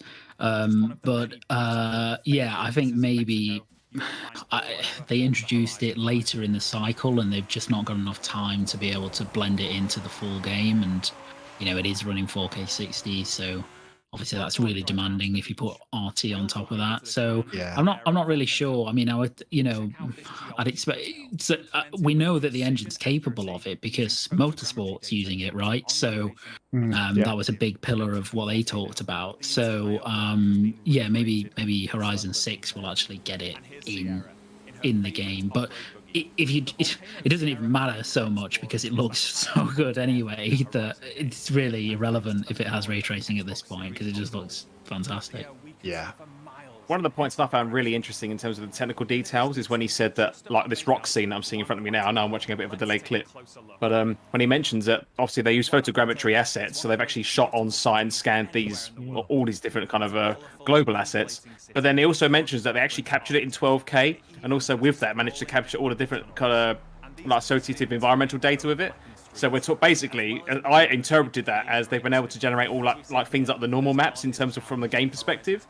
So to help generate things that look like they've got light bouncing off of certain angles. So as you say, like with the aspect of, yes, it probably hasn't got ray tracing, it's super demanding with 4K 60 especially. Like it's just knowing that there's so much information behind each of the assets and how they're generated themselves, and then therefore optimized, how they've managed to make it look this good. It's one of those games as well, similar to maybe Horizon Forbidden West, that sort of makes me feel, I guess, good or all right about the fact that these cross-gen games exist, because I know a lot of people are obviously concerned about games being held back by hardware dating back to 2013, but similar to Horizon Forbidden West, and looking at this footage here, the fact that they've got a game that looks this damn good but also plays on the original Xbox One is nothing but a technical marvel in my opinion. That's without knowing anything about game development, admittedly. But and also I think we're in for a Forza Horizon 2 cross-gen moment personally, where there's probably a good point. where we've got I think this is clearly the lead platform for this has been the series consoles. And I think the Xbox One version and the One X version will have some very significant compromises to get it to run. I don't think it will look in any kind of realm to this. But it's going to be quite an interesting Digital Foundry video. I mean, if you remember how good Forza 4 looked on a Series X, sorry, on a One X, apologies, that game still did look. I mean, I can't remember the last game I played on an Xbox One, but Horizon 4 on a One X did look and play very, very well. So I imagine maybe 1X to see. Well, obviously there's still going to be a jump, but 1X is probably still going to be okay. But I guess it's Xbox One. There's going to be a hell of a lot of compromise. But I couldn't tell you actually what Horizon 4 looked like on an Xbox One, to be honest. But I imagine there was probably quite a significant difference between the two. Yeah, I quite like the bit with the bowling pins. Driving through the bowling pins and stuff, because I know Crazy Taxi on the Dreamcast had a mode like that. They said that this was actually user-generated content, wasn't it? Yeah, they did. Said. Yeah. So that's a really cool addition. So they didn't have anything like that in 4, did they? No. They did lay on, if I remember correctly. I don't think it was necessarily as playgroundy as this. It was kind of where you could develop your own races, and there was kind of like a map builder almost. This is taking it to the next level, definitely. But you could sort of introduce your own sort of elements to the track or to the map in terms of ramps and things like that. So, but that came much later, obviously after the game's launch. But that does seem to take that idea and sort of take it to the next level. Like I said, it looks quite similar actually to Dirt 5's playground mode. I don't know if anyone had a chance to check that out or play any of that yet, but it kind of looks very similar to that. One final point as well on that is that made me very excited for how Fable could look, because I suspect, and I think I've said this before, but in terms of the games that Xbox have coming up that you would think will go kind of toe to toe in that, wow moment for like, Ratchet and Horizon on the Sony side, I think Fable is, and Hellblade 2 are those games. I suspect Fable's going to look pretty incredible, and that kind of reaffirms how good that potentially could look. I mean, I think it will look better than Horizon 5 anyway, but it's very exciting. Flap, I don't know if you can, obviously we're a little bit behind, but I think there was a part of the sort of Phil's closing where he showed up sort of like a release calendar for Game Pass for the rest of this year, which I think maybe was actually quite impressive. That might be worth bringing up and highlighting when we get a chance to talk about it. I've just managed to bring it. Funny still enough, one more big thing, isn't there? So I clicked it, and it took me straight to it. So that couldn't have been a more perfect click if I tried it. It's coming up. I think you guys are about 10 seconds behind what I can see, which is obviously another downside to OBS. There you go, bosh. Scorn. So there was a few. I saw this. Yeah, there was still a few things that wasn't really mentioned, wasn't there, in the show? When I saw this, I assumed this was like a list of things, some of which was already shown. I was like, did I miss a chunk of the show? But yeah, it's cool that they've actually highlighted these. Yeah, I was surprised that we didn't see more of the gunk. I think that was maybe one thing that was, especially considering they're showing that has come to Game Pass this year. Same with Scorn. I don't think we necessarily needed to see any more of Hello Neighbor. Obviously, we recently saw Sable, as well as Dark Alliance as well. So, but I think this actually just highlights sort of over the the rest of this year basically, just the amount of quality games that are coming to the service. And this isn't everything either as well. This is just the ones that they highlight. There's going to be a significant more sort of beyond that. That's a pretty phenomenal lineup, isn't it? Just looking at that right there. And like you say, there's still so many other titles that are missing, not necessarily from this year, but missing in general. And perhaps we'll come on to those at the end. But yeah, that is phenomenal. And to be honest, this is what's so exciting about it, is because out of all of the fantastic games that we've seen today, there's still that many more left to come as well. It's as well as highly anticipated games like Back 4 Blood. And then I guess the last thing then is the big closer, which took me a little bit by surprise. I'm not too sure what you guys would think. I know this one was rumored in the run up, but it completely sort of I guess slipped off my radar to be honest. But I thought the Omen, isn't it? Is that the code? Yeah, I think that's the one. And I also felt it was sort of interesting that they both opened and closed the show with Bethesda. I think really just highlighting how I guess this investment is already paying off in some respects. We've got Redfall. Was it Redfall? I think was that what it was called? Yeah. Next year, summer next year, and then Starfield fall next year. So it's kind of, those are two what are seemingly going to be massive games just in the next sort of 12 to 18 months that are coming from Bethesda. Yeah, I was actually surprised Redfall is due before Starfield actually. I think the concept is simpler in many respects, so I don't think it's as scale wise. It's a different game. Yeah, sorry, go ahead. No. I was just saying, I just see on the chat from Dragon Wolf saying Game Pass saving me a small fortune, and I think this Yeah. this show has definitely highlighted the massive benefits of Game Pass and how Xbox are absolutely pushing the message of we want you to subscribe to Game Pass because you can play all of this. Yeah. Yeah. Sorry, Luke. No. I think Redfall's really interesting to me. I'm really conflicted on it because so I love Arcane. I really love Arcane games. Really looking forward to Deathloop.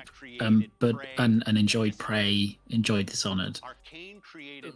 So they said it's clearly has a co-op emphasis. I know they said you can play it single player.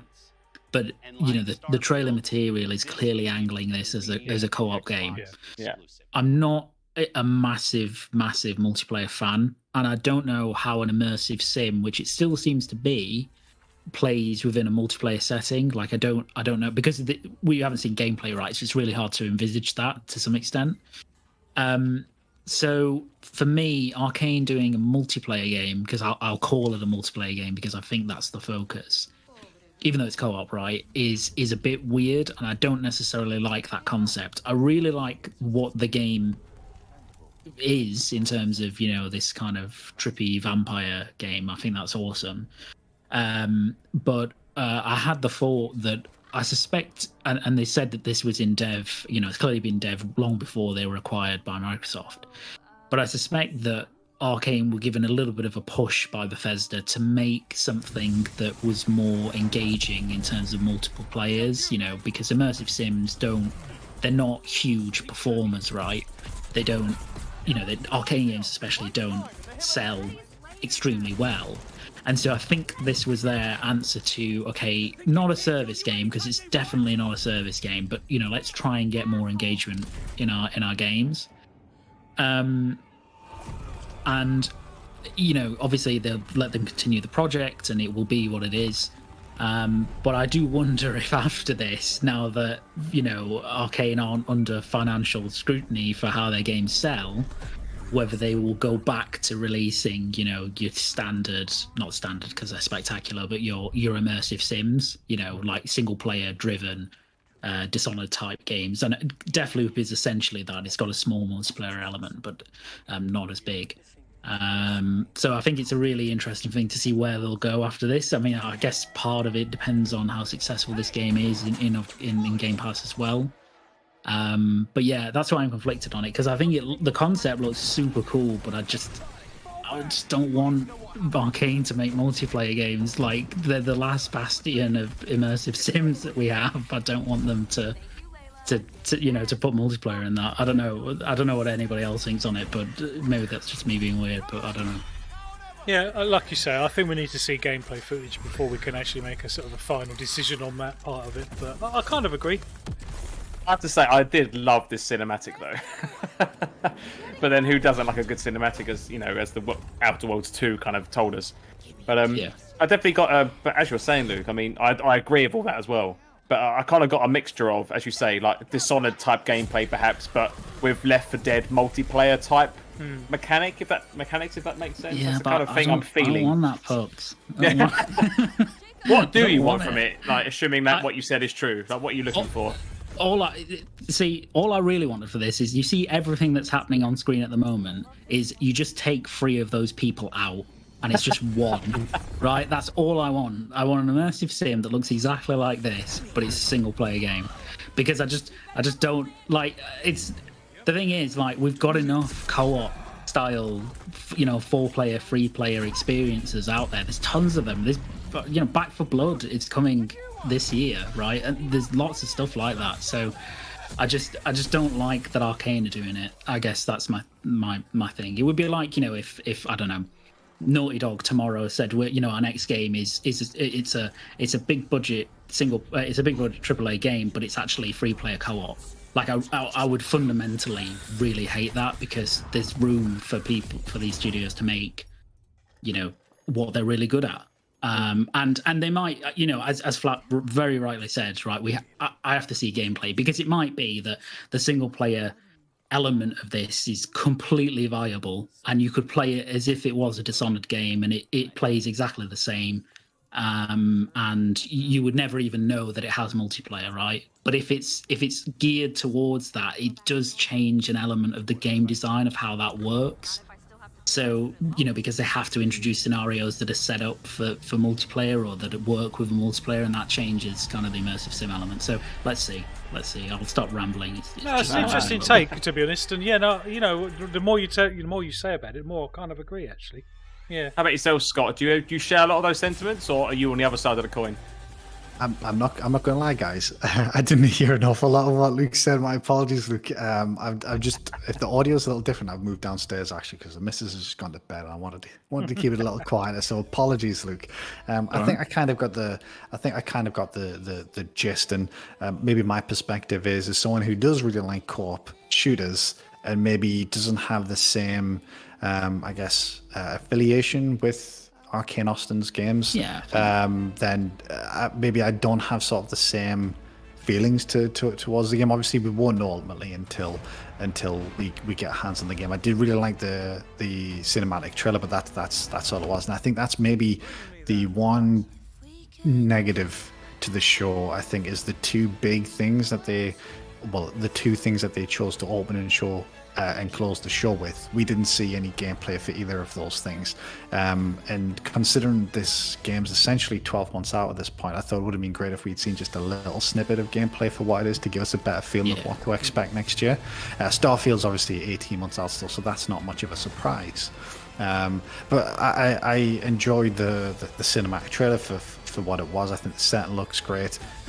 Obviously, some of the ideas I got of how the game will play based on the trailers, I like the look of, and I am a big fan of co-op shooters as well. But I completely understand where Luke's coming from, and obviously he's got he's I guess I'd say a little more closely aware of sort of Arcane Austin's work more so than myself as well.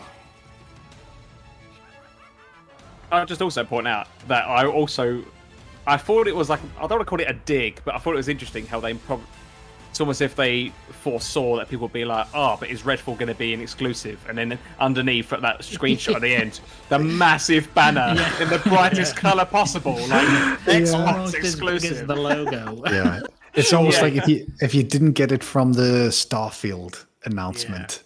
Like, okay, we're going to slap you across the face with this final one here, isn't it? So, and make it as obvious as they can without trying to spoil the image. So there was one very last reveal at the very end. So I think this is why I missed it, because I watched it on IGN and they immediately cut it off. Oh no, you're kidding! So you didn't miss the... Yeah, I missed it too, Bucks. Oh.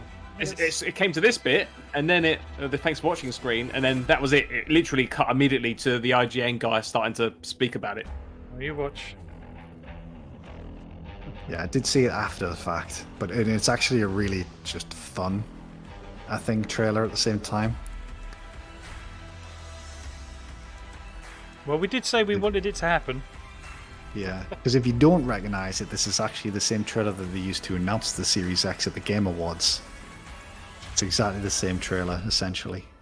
It's like some bizarro world Marvel post-credit sequence, isn't it? Yeah. It was just cool, some of the things that they put in there. I think it's about to come up just any second now, where it was like Xbox Velocity cooling architecture. Yeah. I think they used, which I caught this after the fact. Like I say, I missed it, and I saw people talking about it too. I was like, oh shit, what have I missed?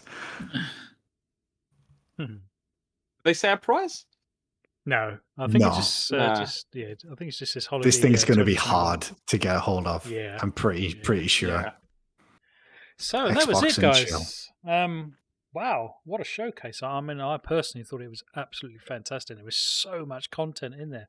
So let's just have a quick round of what we thought of the showcase in general. Pucks, pacing. How did you think it all went? I thought in general the pacing was really good.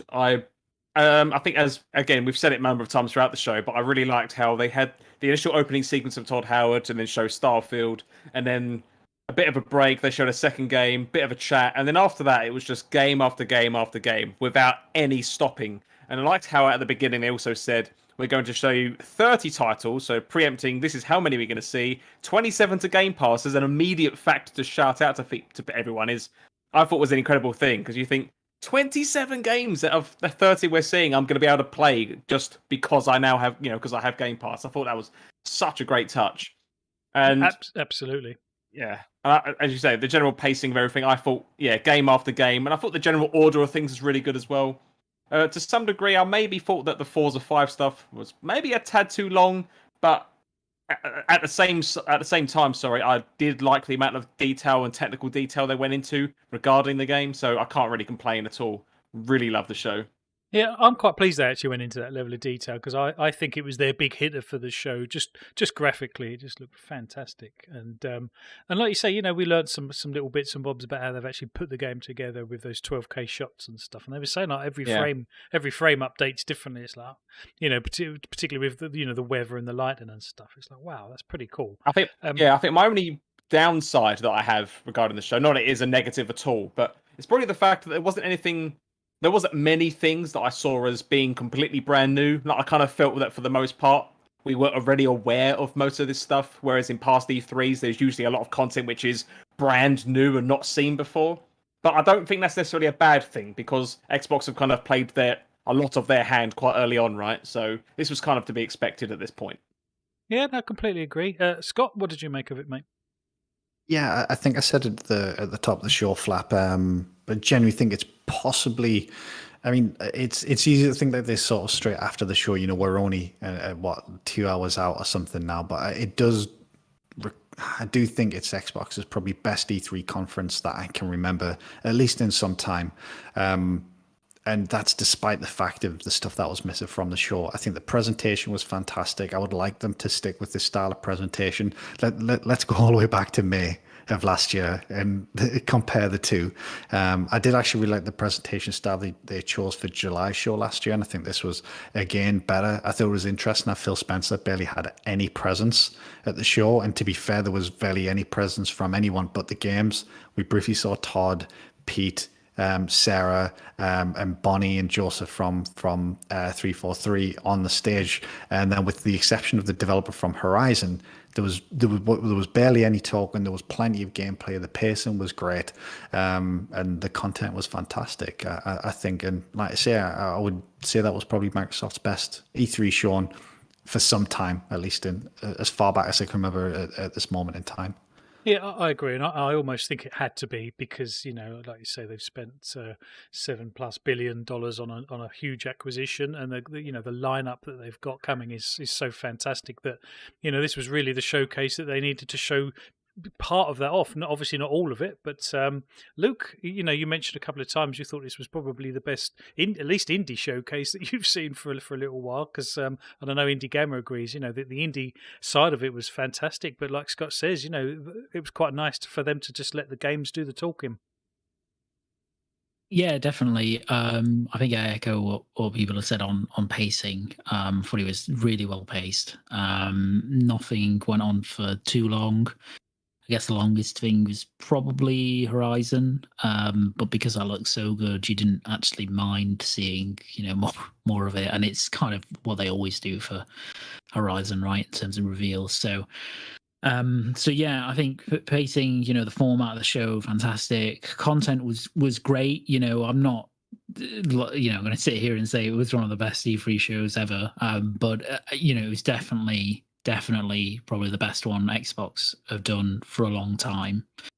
And I think the impressive thing about it, and something that I said straight after the show, is that that was a show without Fable, without Perfect Dark, without Hellblade 2, without Avowed.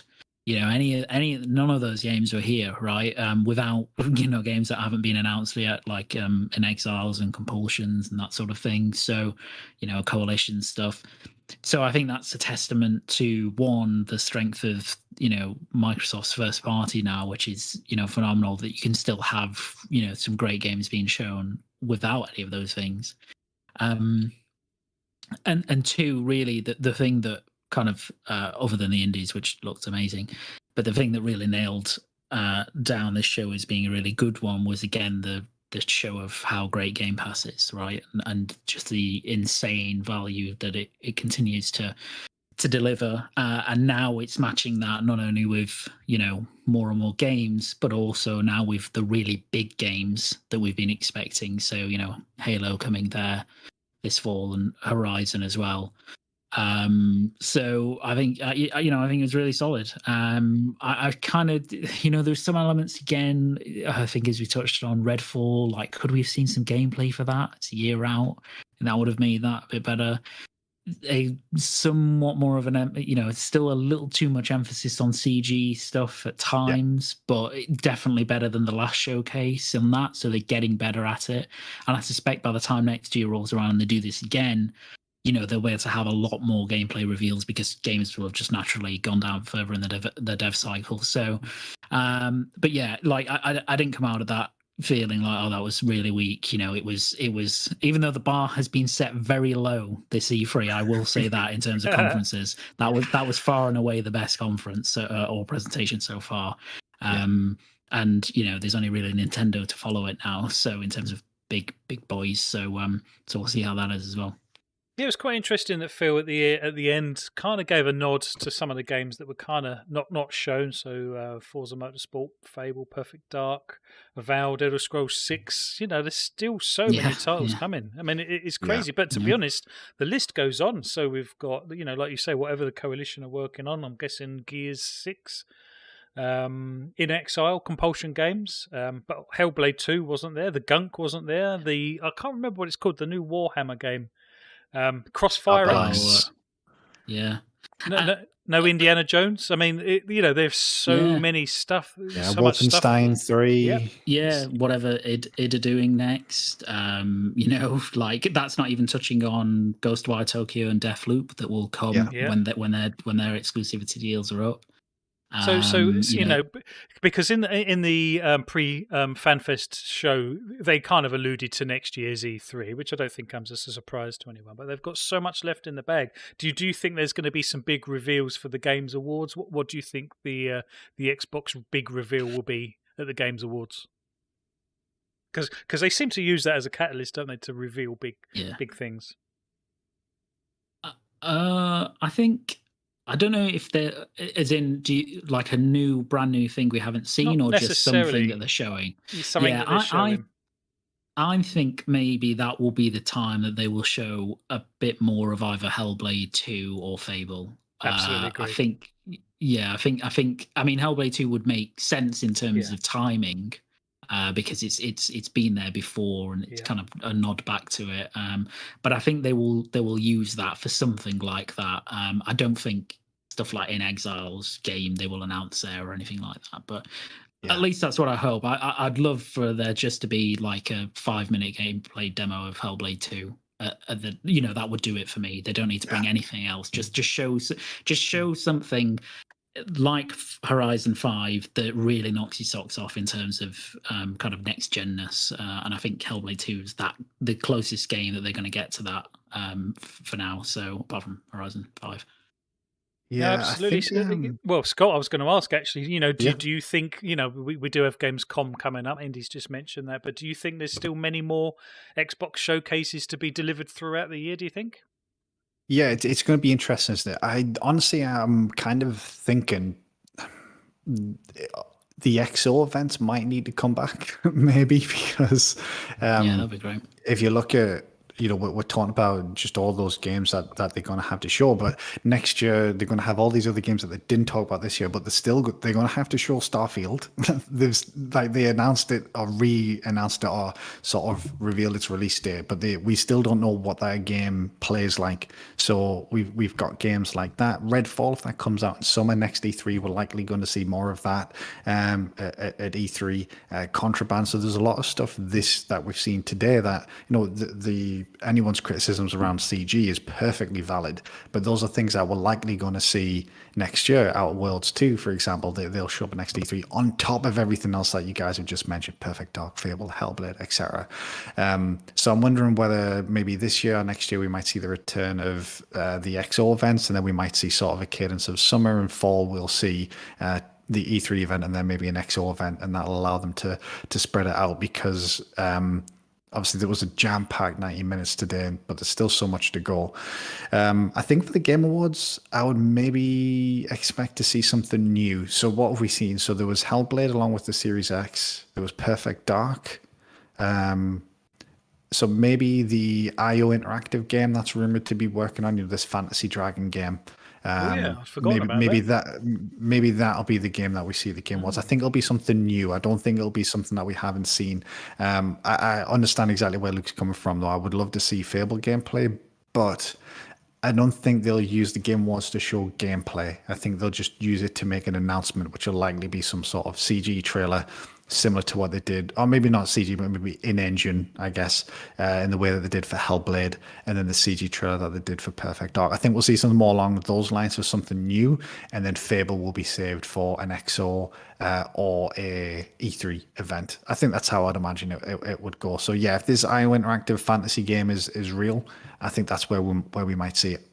It's interesting you say that, because I think it depends on how fantastic the Hellblade 2 footage looks, because I think if it looks like I hope it looks, and that is absolutely sort of, eye-wateringly fantastic and detailed, I don't know, I'd like to think they might show it off at the Games Award, because like Luke said, it's kind of where we first saw it and stuff, and it was, for me, the first sort of taste of next gen, and it is so nice to have seen Forza Horizon 5 today, because again I got that other sort of, I don't know, just that sort of taste of what next gen can actually look like, just with the fidelity, and like Luke was saying, it's so dense, the foliage, just it was a complete picture, and it was absolutely fantastic to see.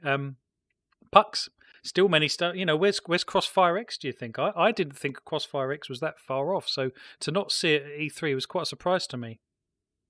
Yeah, I don't know if I'm as surprised. It would have been nice to see, but I don't feel like it needed to be there, if I'm perfectly honest, given what we have seen tonight.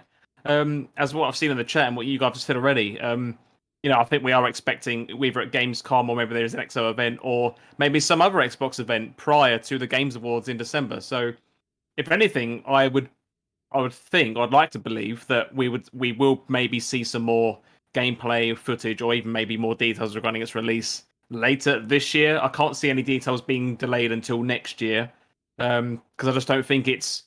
I know in terms of the multiplayer, it's very big in Asian territories, if I remember correctly. But I think because it's competing against Call of Duty and Battlefield and everything else in the Western side of the world, I think it needs to pace itself very carefully.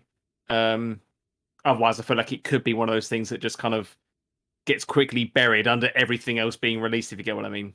Yeah, no, absolutely. Because 27 titles coming to Game Pass this year, most of which are coming out this year as well. That's already a massive backlog for all of us, I think. So to add quite an anticipated title like Crossfire coming to console, I think that's quite another large thing to add. So in a way, it kind of feels right they didn't have it here, and I would expect more details later this year rather than next. Well, we did kind of foresee this a little bit, didn't we? We have mentioned on this show quite a few times that Xbox have such a huge portfolio nowadays. It is, one of the biggest issues they have is pacing and releasing the information in a sort of a constant stream, I guess. But so one for the panel and one for the chat. Can we finally put to bed the exclusivity on the Bethesda stuff now? Do you think is that finally going to die away? Do you think? I'd like to think so. I think bar a few of these, what do you call it, like Sony contracts that are already in place for games like Deathloop and apart from Ghostwire. those, yeah. Apart from those, I can, for the most part, I can't see why it won't be exclusives. Scott, you was mentioning that you'd seen. I think wasn't it on IGN that it was still under question to a certain degree. Honestly, it was ridiculous. So, for those who don't know, the Starfield release trailer was leaked by the Washington Post about 20 minutes before the show. So IGN tweeted about it and said, Starfield releasing November 11th, 2022, an exclusive to Xbox Series X, S, and PC. And then they specifically put in that same tweet, and it's not coming to PlayStation. Okay. And then they followed it saying, correction, and they said something on the lines of, it's not coming to PlayStation. We'll have to wait until we get confirmation. And it was like, well, the trailer that's just leaked quite clearly fucking says it's only coming to Xbox. And honestly, I don't think these things are going to go away. I would like to think that it will have put it to bed, but I still think there will be question marks around Elder Scrolls. I think until they come out and explicitly say it, because Elder Scrolls is their biggest multi-platform title, I still think stupidly there will still be some people who question it. I'm afraid, but we joked about it, but you look at how they slap you across the face with the exclusive tag for Redfall. I think if that doesn't tell you what's going on here, then you're a little bit deluded, I think, at that point. But it wouldn't surprise me to see some of these things be questioned from certain parts of the internet. No, absolutely. Not to restart a debate though, but do you reckon all games, even now, even the next Elder Scrolls, will be purely exclusive? Because I mean, as you just said, like Elder Scrolls, their biggest, I think, IP that's out there. Loads of people, everyone loves it. I mean, is there potentially money to be lost by not having it cross-platform? Well, that's an interesting point. I think everything that's kind of single player, anything that's not an MMO, I think is by default exclusive. I think if there's another MMO being planned, like Elder Scrolls Online, Fallout 76, I think personally, and I don't know, but obviously I think there would be the discussion as to shall we do this cross-platform to maximize the amount of money and the player base, but. I only think it would be an MMO going forwards, but I'm happy to hear what Luke and Scott take on that. I was originally of that opinion, Flap, if I'm being honest, when the acquisition was first announced. But I think now I really don't think that's the case anymore. I think, especially when you consider as things go on in xCloud or Xbox game streaming or whatever they call it, it becomes more and more prevalent. And we haven't even touched on it, but obviously there was that huge news before E3 even started where they talked about their sort of future plans. They talked about their goals for xCloud and bringing out their own streaming hardware. I think what they're going to say is, look, everyone can play our games. You can play it on any TV, you get the streaming stick, you can play it on your laptop, you can play it on your phone, you can get Xbox hardware. And so I was originally of the opinion that, maybe if they release a Fallout 76 2 or something, or an Elder Scrolls Online 2, that yes, that might come out. But I really don't think that's the case anymore, because I think their position will be going forward, especially in light of the news that came out before E3, is like, look, more people than ever can play our games. We don't need to release on PlayStation, because if you want to play our games, you can. Literally anybody can play Xbox games now without even having Xbox hardware. And obviously there's still the debate around obviously how good that experience is, and hopefully that improves with the Series X hardware upgrades. But I really think now it'll be a case of every game, regardless of whether it's focused on single player, multiplayer, will be exclusive console-wise to Xbox. And everybody else, if you want to play it, knock yourself out, you can. You just need a Game Pass subscription. And that's probably what their message will be. You know what? I completely forgot about that hardware announcement, and you've actually just completely swayed me. Actually, it's all perfect sense, as you say. Like the TV app and the streaming stick coming out, which are arguably going to be, well, if it's a TV app, it's going to be free, right? You just need to buy a controller. So yeah, I think you've actually swayed me already. That's a very, very strong argument. Yeah, fair enough. Luke, anything to add on that one? No, I think I agree. I agree with Scott, really. I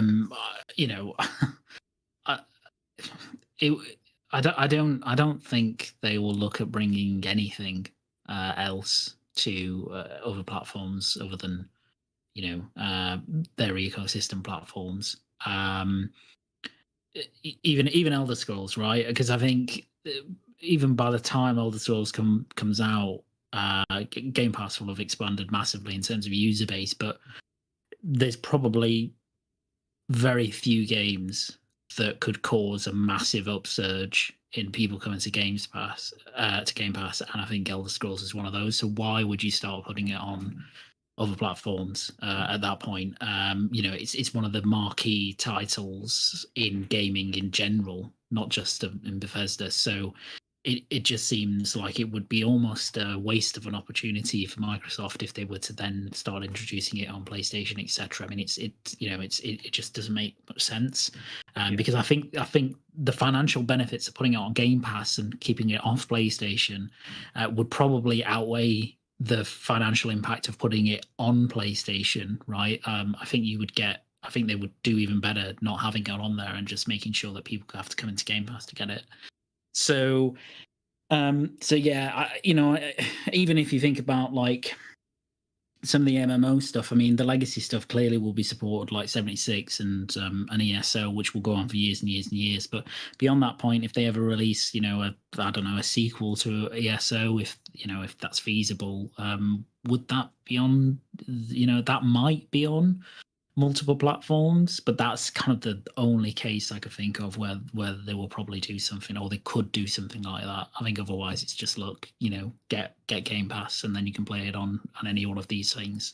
Yeah, so I agree. Like I say, I think the default is everything's exclusive, perhaps with the odd exception of, like you say, an MMO, if it made sense. But yeah, I think that's the default. Just one last question for the chat and for our panel, just before we wrap up. Can we also please put to bed that Xbox certainly has plenty of games? Let's put to bed that meme that Xbox has no games, because after today's showcase alone, that's pretty damn impressive. But when you look at what's still yet to come, that's even more impressive. So I'm hoping that trope will die fairly soon. Panel, any last thoughts on that one? I think you nailed it on the head, Flap. Yeah, I think that's silence. Yeah, you've absolutely nailed it. Yeah, it was a stupid point anyway, and it's even more stupid now. I think look, the industry as a whole is in absolutely incredible shape. I mean, the amount of stuff we've got coming is insane, and Xbox and their offerings are a massive part of that, just as much as Sony or Nintendo.